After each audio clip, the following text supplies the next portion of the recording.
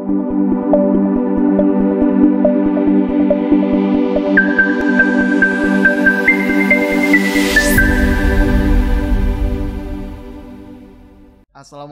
warahmatullahi wabarakatuh. Selamat pagi Pasuruan People. Hari ini saya bisa temani Anda lagi untuk 3 jam ke depan, dari jam 10 sampai jam 1 siang nanti. Untuk di hari Selasa, hari kelima bulan Oktober 2021. Dan 3 jam ini pun saya juga punya kesempatan untuk menemani Anda berbagi informasi, sekaligus nanti juga bisa memutarkan lagu-lagu Indonesia favorit Anda. Tapi untuk 1 jam pertama ini, untuk Selasa pertama di bulan Oktober ini, bisa dikatakan hari ini kita punya sajian spesial untuk Anda.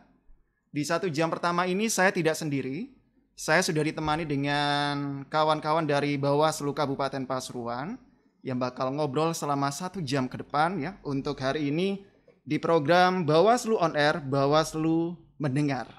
Nah, di studio sudah hadir ada Ibu Titin Wahyuningsi selaku anggota Bawaslu Kabupaten Pasuruan. Kemudian ada juga Mbak Zumratun Nafisa selaku kader pengawas partisipatif untuk tahun 2019. Nah, untuk Anda yang lagi stay tune juga, kalau mungkin Anda punya pertanyaan, punya unek-unek ya, boleh Anda sampaikan. Kalau pengen tanya-tanya bisa langsung gabung di SMS maupun WA kami 0811 30 60 107, atau Pasuruan People juga bisa telepon langsung ya 56 12 800. Tidak hanya bisa didengarkan di FM 107 via radio analog, atau Anda mendengarkan via streaming di radio.pasurankap.go.id. Untuk obrolan pagi ini bisa Anda tonton juga di channel YouTube Suara Pasuruan. Langsung saja join di Radio Suara Pasuruan. Langsung saya sapa yang sudah hadir. Assalamualaikum, selamat pagi Ibu Titin. Selamat pagi Mas. Ini yang kedua Ibu ya? Alhamdulillah begitu. Untuk saya yang kedua, tapi untuk Bawaslu yang ketiga. Yang ketiga kali ya. Oke. Kabarnya gimana Ibu? Alhamdulillah baik dan luar biasa. Kawan-kawan di Bawaslu juga baik Bu? Alhamdulillah baik. Okay. Nah, pertemuan saya yang kedua dengan Bu Titin ini, ternyata Bu Titin tidak sendiri, bawa seorang teman. Nah, langsung saya sapa, ada Mbak Zumratun Nafisa. Selamat pagi, Assalamualaikum Mbak Nafisa. Waalaikumsalam, selamat pagi Mas. Ya, apa kabar? Alhamdulillah baik. Mbak Nafisa atau Mbak Ica ini saya manggilnya? Kayaknya lebih akrab Mbak Ica aja ya. Mbak Ica. Oke, juga. Nama populer itu. Nama populer. Ada Mbak Ica, kemudian ada Ibu Titin juga dari Bawaslu Kabupaten Pasuruan, di mana untuk hari ini di obrolan kita punya tema yang akan kita bahas, Pasuruan People, rangkul kaum milenial dalam pengawasan pemilu dan pemilihan 2024. Jadi ini merupakan salah satu yang kita bahas juga untuk hari ini, Pasuruan People. Nah, saya ke Bu Titin dulu. Sebelum saya ke Mbak Ica, saya ke Bu Titin dulu. Nah, kalau saya membaca dari temanya ini Bu, ada kata pemilu dan pemilihan. Apakah memang ada bedanya Ibu? Iya. Jadi kalau di undang-undang lama sebenarnya pemilihan itu pilkada Mas. Kan istilahnya ada pemilu kepala daerah, kemudian pilkada ya, kemudian ada istilah pemilihan. Jadi di undang-undang yang paling akhir, Undang-Undang 10 tahun 2016 disebut dengan istilah pemilihan. Kalau pemilu itu adalah pemilihan umum, yaitu untuk memilih anggota DPR, DPRD provinsi, DPRD kabupaten kota, kemudian sama DPD. Nah, kalau pemilihan adalah untuk memilih kepala daerah, baik gubernur, wakil gubernur, bupati, wakil bupati, dan wali kota dan wakil wali kota gitu Mas. Nah, kalau untuk di tahun 2024 itu nantinya akan dilaksanakan 1 hari atau bagaimana Bu, pemilu dan pemilihan? Nah, ini ada memang di Undang-Undang 7 tahun 2017 akan diselenggarakan pemilu secara serentak. Jadi nanti konsepnya ada pemilu yang dilakukan untuk memilih DPR, DPRD provinsi, DPRD kabupaten, DPD, dan pemilihan presiden dalam 1 hari. Kemudian di bulan November, pemilihan baru dilakukan, yaitu untuk pemilihan gubernur, wakil gubernur, wali kota, wakil wali kota, dan bupati, wakil bupati. Jadi dalam 1 tahun ada 2 kali proses pemungutan suara. gitu. Jadi nanti akan ada pemilu dan pemilihan Ibu ya, Mm-mm, tahun betul. 2024. 24. Masih 2024. Kalau bagi kita, bagi saya dan Pasuruan People yang di rumah, 2024 ini mungkin masih lama. Tapi kalau bagi kawan-kawan Bawaslu bagaimana Bu 2024 ini? 2024 itu seperti sudah di depan mata. Sangat dekat berarti. Bu. Sangat dekat sekali. Jadi gerak-gerak kita itu sudah orientasinya di 2024. Itu bagi kita penyelenggara. Mungkin juga bagi partai politik lebih dekat lagi ya mungkin ya. Karena memang di proses pemiluhan itu kita sebut ada siklus. Jadi pemilihan atau pemilu itu bukan hanya pemungutan suara di hari H itu. Tetapi ini merupakan siklus 5 tahunan, di mana siklus 5 tahun ini selalu bergerak. Jadi misalnya nih 2019 kita kemarin kan pemilu ya, April ya. Nah setelah 2019 itu penyelenggara pemilu tidak diam, melakukan gerakan-gerakan untuk menyiapkan di 2024. Baik itu pendidikan untuk pemilih, kemudian penataan organisasi dan lain sebagainya itu kita lakukan secara sustainable. Jadi kegiatan-kegiatan mulai 2019 itu kita tidak berhenti. Kalau di Bawaslu Kabupaten Pasuruan itu kita ada gender dan pemilu. Kemudian kita ada ngopi bareng bersama Bawaslu. Kita ada kursus singkat pengawas pemilu yang memang kita isikan ke lembaga-lembaga pendidikan SMA dan SMK. Kemudian ada kawan maba, kawasan pengawasan mahasiswa Bawaslu, kita masuk ke kampus-kampus. Kemudian termasuk SKPP. Nah, SKPP, khusus SKPP ini adalah program dari pusat. Jadi Mbak Ica ini salah satu kader pengawas lulusan pertama. Tahun 2019. 2019 ya di SKPP itu. Jadi program pusat yang menjadi program prioritas nasional yang diprogramkan melalui Bappenas. Jadi program SKPP ini termasuk penguatan nasional di Bappenas itu.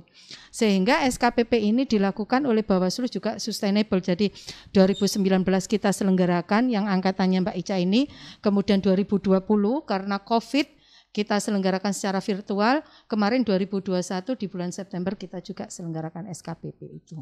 Itu gitu. Beragam program dari Bawaslu. Jadi Bawaslu ini padat programnya, jadwalnya Bu ya. Iya. Oke. Nah, kalau mungkin kita fokus ke 2024, kalau kata Ibu Titin itu sudah dekat ya Ibu ya. Betul. Nah, kalau sudah fokus ke tahun 2024 sampai sejauh ini Bu, bagaimana persiapan kawan-kawan Bawaslu Kabupaten Pasuruan untuk menyongsong 2024? Jadi yang paling utama untuk menyiapkan di 2024, pengawas pemilu itu kan tugasnya memastikan penyelenggaraan pemilu itu berjalan secara bersih, berjalan sesuai aturan, tanpa money politik, tanpa pelanggaran-pelanggaran. Ini kan persoalan-persoalan yang ada hubungannya dengan mindset masyarakat, berhubungan dengan budaya masyarakat, dengan mental masyarakat. Maka langkah-langkah yang dilakukan Bawaslu seperti yang saya sampaikan tadi ini harus diselenggarakan sustainable, itu yang pasti. Ini kita tidak henti-hentinya menyentuh mulai pelajar, mahasiswa, ibu-ibu, kemudian masyarakat umum. Itu kita lakukan secara sustainable. Nah selain itu pada tahap-tahap ini kita sudah mulai persiapan penyusunan rencana anggaran untuk pemilihan kepala daerah Mas. Jadi itu. Kalau untuk programnya Ibu, kira-kira program apa saja yang sudah dirancang untuk pemilu dan pemilihan 2024 untuk saat ini? Kalau untuk saat ini yang persiapan untuk pemilu yaitu jadi gini, kembali ke tugasnya Bawaslu ya. Bawaslu sesuai amanah Undang-Undang 7 2017 itu adalah melakukan pencegahan, pengawasan dan penindakan. Jadi program-program yang kita lakukan saat ini adalah sifatnya pencegahan. Jadi sifat pencegahan ini kita lakukan dengan memberikan edukasi kepada masyarakat. Termasuk Bawaslu On Air ini salah satu yang kita pilih untuk terobosan untuk memberikan edukasi kepada masyarakat. Karena untuk memberikan edukasi kepada masyarakat khususnya yang memang saat ini mungkin budaya masyarakat itu yang permisif terhadap money politik, salah satu contohnya. Itu kan tidak semudah membalikkan telapak tangan. Butuh proses yang betul-betul dekat dengan masyarakat, yang betul-betul terus-menerus ya, jadi sustainable, kemudian terencana. Ini yang saat ini memang betul-betul kita getolkan di situ melalui berbagai program kegiatan tadi. Bahkan kita di Bawaslu Pasuruan itu punya inovasi yang saya sebut Sikepo, Mas. Sikepo apa itu? Sikepo itu salah satu media dengan akronim simulasi keadilan pemilu dan demokrasi. Jadi semacam beberan. Yang ini memang kita jadikan media untuk mempermudah masyarakat memahami tentang apa itu Bawaslu, apa itu pelanggaran pemilu, bagaimana mencegahnya, bagaimana membangun pemahaman masyarakat di situ. Jadi mainnya seperti ini, permainannya anak-anak itu loh Mas, yang pakai beberan itu. Jadi main dadu, kemudian ada pertanyaan kasus didiskusikan. Jadi kita siapkan media itu. Ini terobosan kita yang Bawaslu Kabupaten Pasuruan. Iya.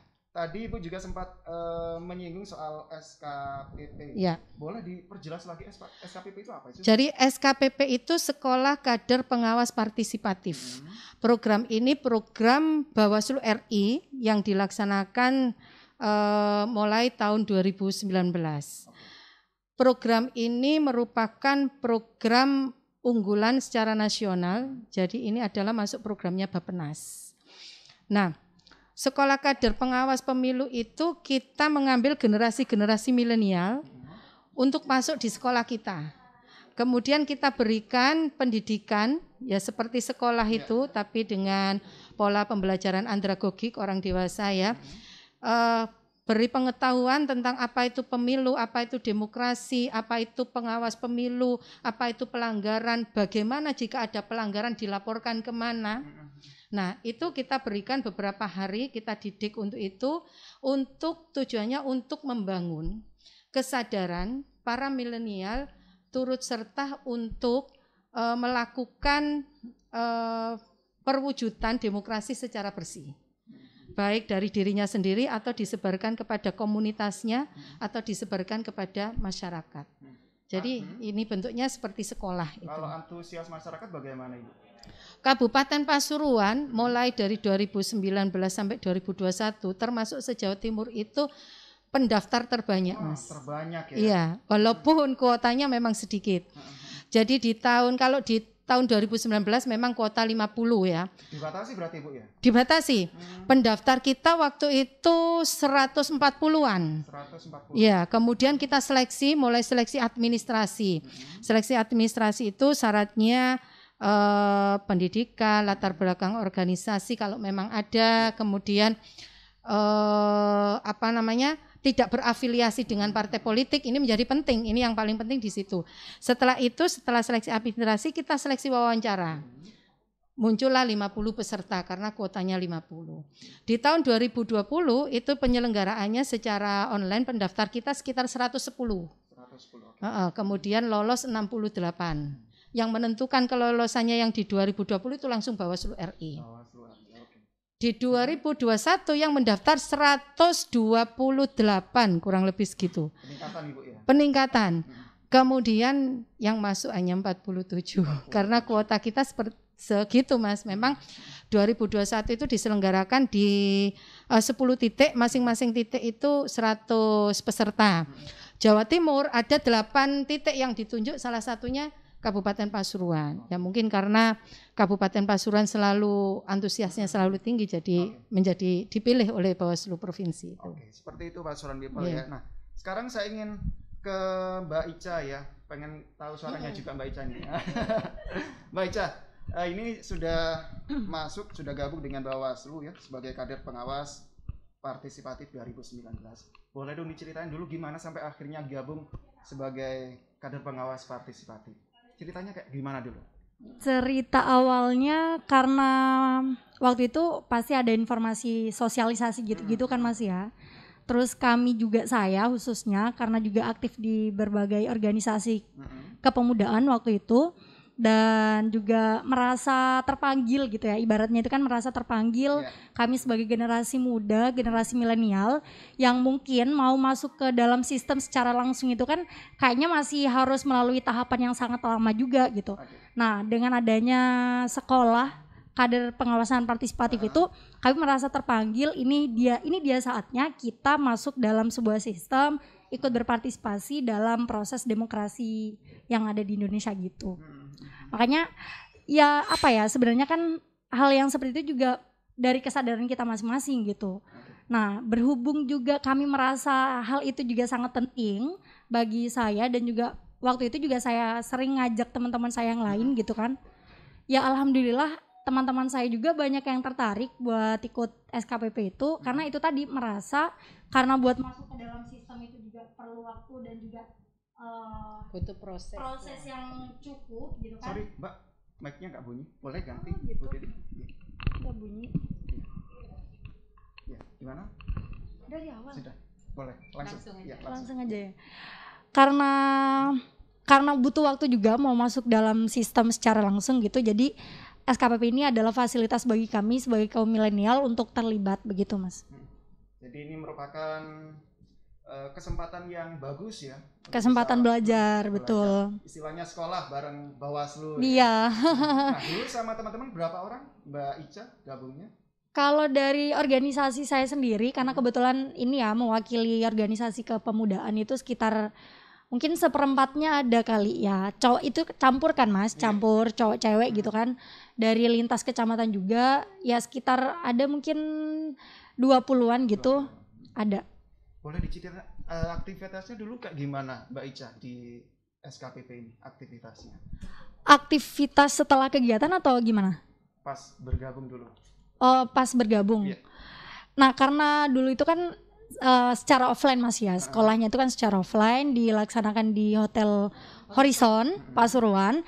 Nah, setelah kami mendapatkan materi-materi yang itu tadi ya yang dijelaskan sama Bu Titin, ada materi tentang sistem demokrasi, ada bagaimana macam-macam pelanggaran pemilu itu seperti apa gitu kan. Nah, akhirnya setelah pelaksanaan kegiatan itu selesai, kami diberikan tugas waktu itu RTL lah, semacam RTL gitu kan. Rencana tindak lanjut kegiatan.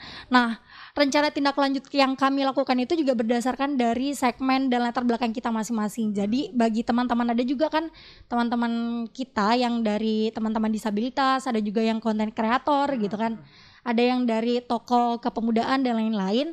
Nah, kami bergeraknya itu berdasarkan segmen dari kita masing-masing. Jadi yang disabilitas ya beliau bergeraknya juga ke teman-temannya masing-masing gitu. Yang kayak saya misalkan dari organisasi kepemudaan juga bergeraknya ke teman-teman sendiri. Begitupun yang konten kreator begitu.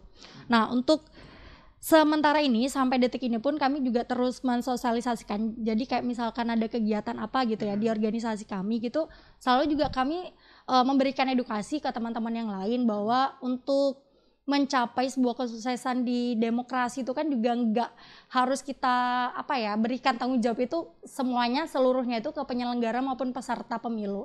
Tapi juga ada harus keterlibatan juga dari masyarakat. Dan terkhususnya di sini karena kalau kita ngomong secara data BPS 2020 itu kan bahkan 25% itu saja penduduk yang ada di negara kita itu didominasi sama milenial. Dan ada juga penelitian hasil dari LIPI. Nah, di LIPI itu juga menyebutkan 40% itu dalam proses pemilu itu didominasi sama generasi milenial. Nah, hal ini juga menjadi tantangan kita. Kalau ke depan juga generasi milenial ini enggak terlibat dalam sistem demokrasi itu sendiri juga akan kesuksesan dalam demokrasi itu juga nggak akan tercapai dengan baik gitu. Makanya juga perlu ada sinergi dari berbagai elemen, baik itu penyelenggara, peserta maupun dari masyarakat sendiri. Keren sekali ya, itu dia suara dari salah satu kaum milenial yang sudah bergabung ya di SKPP, Sekolah Kader Pengawasan Partisipatif 2019 ya. Jadi Anda pun yang di rumah yang termasuk kaum milenial juga punya kesempatan yang sama. Oke, nanti kita lanjut lagi. Saya Yoga Pratama masih bersama dengan Anda di program Bawaslu On Air, Bawaslu Mendengar, masih dengan Ibu Titin Wahyuningsi, anggota Bawaslu Kabupaten Pasuruan, ada juga Mbak Ica sebagai kader pengawas partisipatif 2019. Kita lanjut lagi nanti dan Anda boleh bergabung kalau Anda ingin bertanya-tanya, punya unek-unek yang ingin disampaikan, bisa langsung gabung di SMS maupun WA kami 0811 30 60 107. Bisa juga Anda live langsung telepon ya di on air kami 56 12 800 dengan kode area 0343. Dan kita akan kembali untuk perbincangan hari ini dengan tema Rangkul Kaum Milenial dalam Pengawasan Pemilu dan Pemilihan 2024. Kita kembali setelah pesan-pesan berikut ini. Suara Pasuruan FM 107 tiada henti menginspirasi. Terima kasih Pasuruan People masih bersama dengan saya Yoga Pratama untuk program inspirasi kita edisi hari Selasa 5 Oktober 2021. Dan untuk 1 jam pertama ini saya tidak sendiri. Dari jam 10 tadi saya sudah ditemani oleh kawan-kawan dari Bawaslu Kabupaten Pasuruan. Di mana untuk hari ini saya punya kesempatan ngobrol dengan 2 narasumber saya dari Bawaslu Kabupaten Pasuruan. Dan tema yang kita bahas untuk hari ini Pasuruan People, Rangkul Kaum Milenial dalam Pengawasan Pemilu dan Pemilihan 2024. Tidak hanya bisa Anda dengarkan di radio analog FM 107, untuk Bawaslu On Air, Bawaslu Mendengar ini bisa Anda tonton juga ya di channel YouTube dari Suara Pasuruan. Langsung saja join di Radio Suara Pasuruan. SMS dan WhatsApp juga masih saya nantikan. Kalau Anda punya unek-unek, punya pertanyaan yang ingin Anda tanyakan, monggo. Saya tunggu Anda di SMS maupun WA kami 0811 30 60 107 ya. Dan terima kasih yang sudah bergabung. Nanti saya sapa satu persatu, terima kasih ya. Dan kita ke Bu Titin lagi dan Mbak Ica untuk ngobrol pagi hari ini ya. Kita sudah di jam 10 lebih 41 menit. Bu Titin, Mbak Ica masih semangat ya? Oh masih, Oke. harus selalu semangat. Harus semangat. Oke. Mbak Ica dan Bu Titin, kita punya tema Rangkul Kaum Milenial dalam Pengawasan Pemilu dan Pemilihan 2024. Kenapa harus kaum milenial, Bu Titin? Banyak faktor ya. Kaum milenial itu ibaratnya kalau berbicara generasi itu generasi emas kita. Dari sisi kualitas ataupun kuantitas. Mbak Ica tadi sudah menyebutkan secara prosentase kuantitas ya, jumlah milenial yang ikut pemilu, jumlah milenial saat ini itu ya secara kuantitas. Nah, berbicara kualitas, kaum milenial itu kan dunianya bukan hanya dunia nyata, tapi juga dunia maya. Jadi kita berharap dengan merangkul kaum milenial itu dunia nyata dan dunia maya ini bisa diisi oleh pendidikan-pendidikan tentang pengawasan. Bisa diberikan kesadaran tentang bagaimana berpartisipasi dalam mewujudkan pemilu berkeadilan dan bersih. Salah satu contoh, tidak jarang kita menemukan pemilih itu sudah merasa berpartisipasi dalam pemilu itu sekedar hanya datang ke TPS menggunakan hak pilih, selesai. Mungkin kalau kita kembalikan kepada Mas Yogi ya. Mas Yoga, mohon maaf. Mas Yoga kalau setelah nyoblos langsung pulang apa nunggu sampai penghitungan? Langsung pulang. Nah, kan begitu. Mas Yoga kan masuk milenial yang harus juga kita berikan edukasi ya gitu ya, Mbak ya. Jadi kita berharap bahwasanya kalau kaum milenial yang 40% di jumlah DPT itu kalau di DPT sekitar 25% jumlah DPT itu, mereka itu menggunakan hak pilihnya itu secara cerdas. Setelah menggunakan hak pilih, mereka mengawal suaranya. Sebelumnya pun begitu, pada saat pelaksanaan kampanye, mereka bisa membentengi dirinya untuk tidak terkooptasi pada kelompok-kelompok tertentu yang kemudian mengajak mereka untuk melakukan pelanggaran atau terlibat dalam pelanggaran, kan begitu. Karena saya yakin kaum milenial ini juga merupakan salah satu bidikan dari dalam tanda petik partai-partai atau calon-calon yang menginginkan kemenangannya dengan cara yang salah. Nah, kami berharap pada saat kaum milenial disapa oleh mereka-mereka yang dalam tanda petik melakukan cara yang salah, mereka menolak. Enggak, saya ini generasi muda. Saya harus membenarkan proses pemilu dengan baik. Saya tidak mau ikut itu. Nah, kita bayangkan betapa indahnya pemilu jika kaum milenial itu semua seperti itu. Akhirnya nanti kalau kaum milenial seperti itu, nanti kaum-kaum seperti saya ini, generasi-generasi lama ini kan paling, aduh malu saya ini, kalau anak saya seperti itu saya malu. Nah, budaya-budaya ini yang kita bangun. Kemudian kecerdasan-kecerdasan mereka mengikuti perkembangan-perkembangan teknologi. Mereka dengan mudah, misalnya ada isu hoax, isu sara, di media, mereka akan memiliki kecerdasan untuk menangkap itu, ini hoax, ini sara, maka saya tidak boleh menyebarkan. Setidaknya itu. Atau setidaknya mereka juga memberikan edukasi kepada masyarakat bagaimana penggunaan media-media sosial itu secara cerdas, utamanya untuk mendukung penyelenggaraan pemilu yang bersih tadi. Nah, ini harapan kita seperti itu. Kemudian ada juga berbicara waktu mereka masih luang. Kemudian berbicara semangat, tentunya semangat mereka juga sedang membara-membaranya. Jadi banyak hal kenapa kita harus merangkul kaum milenial begitu, Mas. Salah satunya merangkulnya lewat SKPP. SKPP itu salah satunya di situ. Kalau SKPP itu kan memang kita rangkul, kemudian kita ikat dengan proses pendidikan, yang kemudian setelah proses pendidikan ini kita ikat mereka untuk melakukan tindak lanjut. Kita bentuk mereka menjadi suatu komunitas, yang komunitas ini kemudian menjadi bahasanya menjadi kader ya, komunitas kader pengawas yang melekat pada dirinya ini jiwa sukarelawan untuk turut serta berpartisipasi dalam mengawasi proses pemilu. Jadi mengawasi proses pemilu itu yang paling penting juga, Mas, keberanian melaporkan. Ya toh. Kita banyak orang mengatakan money politik di mana-mana, money politik di mana-mana. Sampean tahu kapan terjadi? Iya, saya tahu di situ. Laporkan dong. Enggak berani, mundur teratur. Lah harapannya dengan semangat membaranya kaum milenial ini, kaum milenial berani melaporkan. Karena kalau sudah melaporkan ke Bawaslu secara otomatis ada prosedur Bawaslu yang melindungi saksi yang melaporkan. Karena melaporkan itu kan juga tidak harus datang ke Bawaslu, tapi bisa melaporkan melalui sistem aplikasinya Bawaslu, ada Gowaslu. Itu ya, berbagai aplikasi. Lah ini kan kaum milenial kan cukup luar biasa penggunaan IT-nya. Atau juga memberikan informasi awal, menyampaikan ke media-media sosial Bawaslu. Nah ini itu harapannya di situ. Kalau kita ngobrolin kaum milenial, biasanya tidak jauh sama yang namanya sosial media itu. Betul. Nah, bagaimana untuk Bawaslu Kabupaten Pasuruan untuk bisa mendekati kaum milenial melalui sosial media sampai saat ini? Salah satu materi yang ada di SKPP, Mas, itu penggunaan sosial media dan pembuatan konten. Jadi saya contohkan salah satu kegiatan kemarin ya, pada saat kita kegiatan SKPP yang di Hotel Senior, di materi terakhir itu mereka kita ajak membuat konten di medsosnya pribadi yang menyampaikan bahasanya mengkampanyekan pemilu bersih. Salah satunya itu sudah langsung dipraktekkan.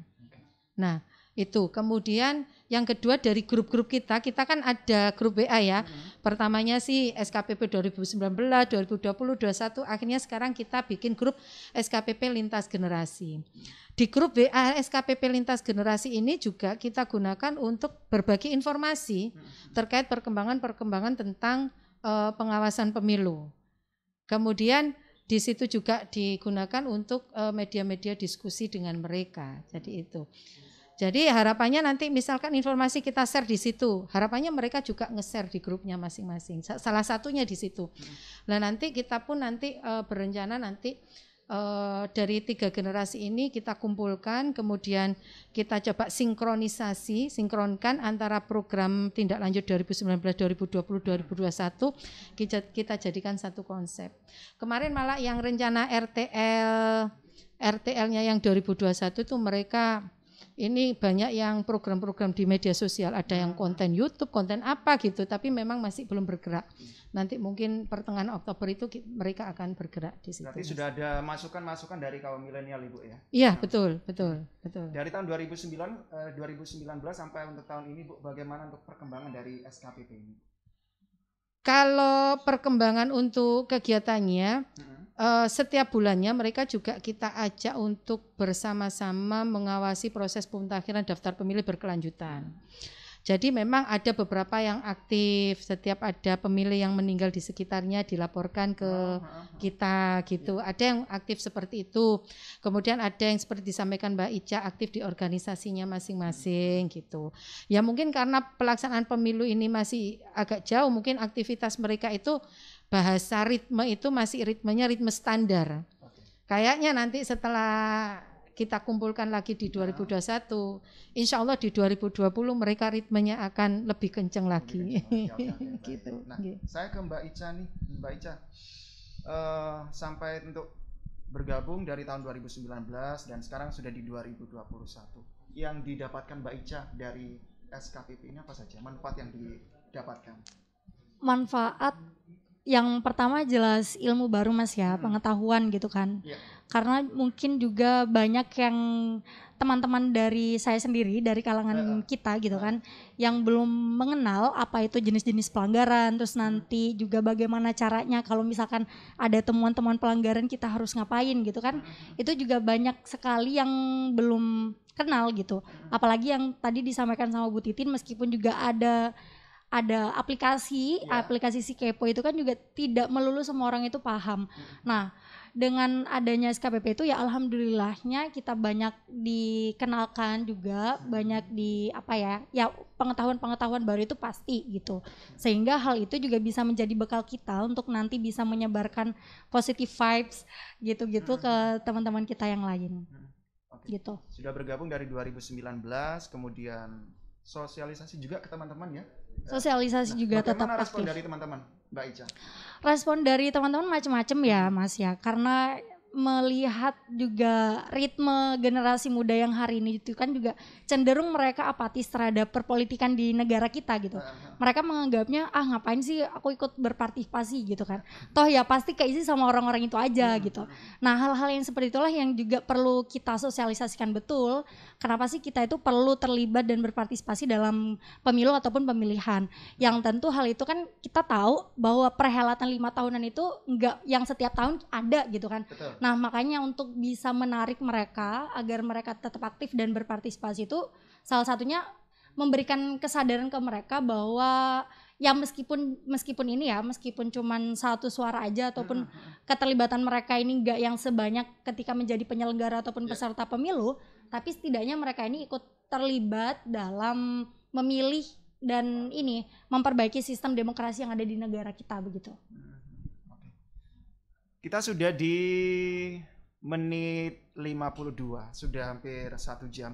Dan ternyata ada yang bergabung, Ibu Titin, saya coba sapa ya di WhatsApp. Terima kasih untuk siapa ini tanpa nama? Oh, DPC Persatuan Tunanetra. Salam buat Bu Titin dan Teteh Ica. DPC Persatuan Tunanetra sudah bergabung ya. Kemudian selamat siang juga untuk Yufi, pendengar suara Pasuruan. Pengen ikut giat Bawaslu, tapi saya punya kekurangan. Oke, ini kawan-kawan dari disabilitas ini, Ibu Titin. Pengen gabung dengan giat Bawaslu. Monggo, Ibu Titin. Oke, terima kasih. Program-program Bawaslu ini memang kita lakukan mengedepankan prinsip-prinsip penyelenggaraan pemilu. Salah satu prinsip penyelenggaraan pemilu itu adalah aksesibilitas. Jadi kita memberikan akses kepada semua pihak. Contohnya perempuan, ini kan termasuk kelompok-kelompok yang harus diberikan akses. Kemudian kelompok rentan yang lainnya, misalnya kelompok agama, kemudian kelompok daerah terpencil, dan juga teman-teman disabilitas.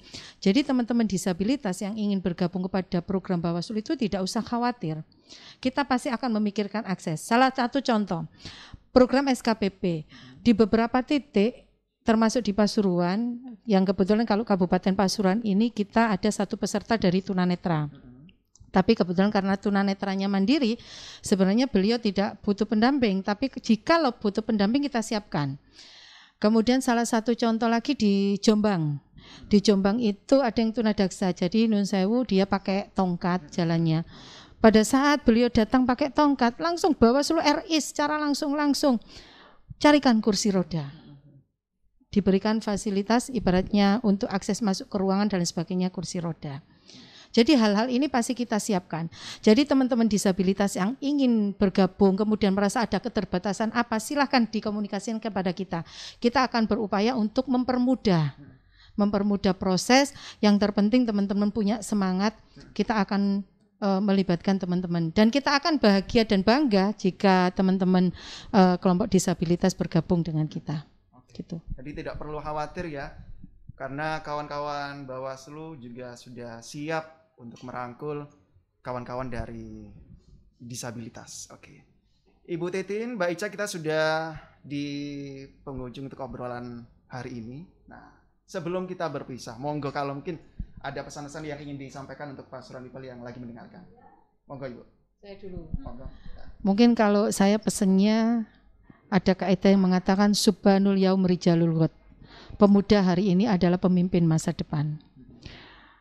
Maka tonggak-tonggak kepemimpinan ini ada di pundak-pundak para pemuda. Kami berharap ayo para pemuda yang ada di Kabupaten Pasuruan khususnya dan di seluruh Indonesia pada umumnya untuk membangun semangat kita dalam mewujudkan pemilu berkeadilan, pemilu yang bersih, pemilu tanpa pelanggaran melalui bergabungnya para pemuda dalam kegiatan Bawaslu, termasuk pada kegiatan SKPP ataupun kegiatan-kegiatan yang lainnya. Mungkin itu saja, jadi jangan patah semangat karena negara ini ada di tangan para pemuda. Terima kasih dari saya. Akhiran, assalamualaikum warahmatullahi wabarakatuh. Waalaikumsalam warahmatullahi wabarakatuh. Mbak Ica, monggo. Oke, terima kasih Mas. Ketika kita melihat sejarah demokratisasi yang ada di Indonesia, mungkin kita tahu ada yang dulu sempat menerapkan demokrasi liberal, demokrasi terpimpin gitu kan, Orde Baru sampai akhirnya sekarang demokrasi di era reformasi. Nah tentu hal ini juga pasti ada perbedaan antara demokrasi yang liberal sampai detik hari ini memakai demokrasi yang di era reformasi ini.